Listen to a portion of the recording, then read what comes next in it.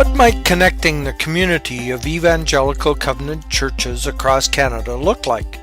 You might be thinking high-tech, like a video conference call or Google Hangout. In fact, one connection this fall was very low-tech. I rode my bicycle across the province of Saskatchewan in 6 days, connecting the churches in that province. You might ask, why would someone do that? Well, the simple answer is, God asked me to. The reason is that sometimes we feel all alone as a church trying to do God's work in our particular community, but we need to understand we are not alone. We have a community of churches that we are associated with that are always ready to help and encourage us in the work we are doing. Not only that, but there is a lot of work yet to be done to help those across Canada who have never heard that there is a God who loves them and wants to help everyone experience His love and forgiveness. So I rode this year from Lloydminster to Saskatoon, Dundurn, Prince Albert, Melford, and Norquay, encouraging the folks in each of the churches across the province. I also raised funds for Holy Community Church in Winnipeg, a brand new church led by Gavin Jensen.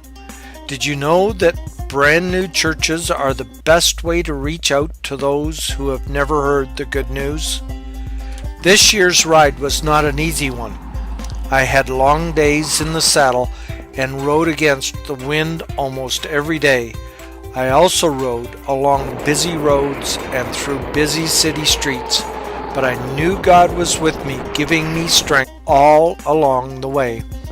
In fact, I rode 935 kilometers in 6 days, and each night shared with one of the churches an encouragement based on being workers together in ministry. Each church brought special moments like the send-off that College Park gave me to get my ride going.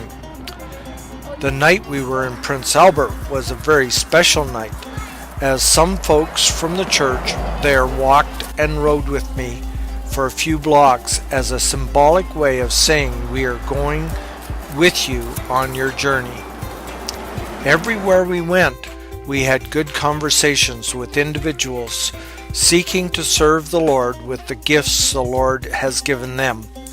My wife, who came along with me and drove my support vehicle, had some significant conversations with ladies at the different churches, encouraging them and helping them understand their significance in the work God has given each of us to do. The work is not over. In fact, there is much work to be done. As I rode through the countryside and saw farmers out in the fields, time and time again, I was reminded the harvest is plentiful. Send forth workers, for a harvest not of grain, but of souls for God's kingdom. We need to press on in our efforts, being faithful where we are, and to plant new churches where we presently aren't, understanding God is with us and we are workers together in ministry.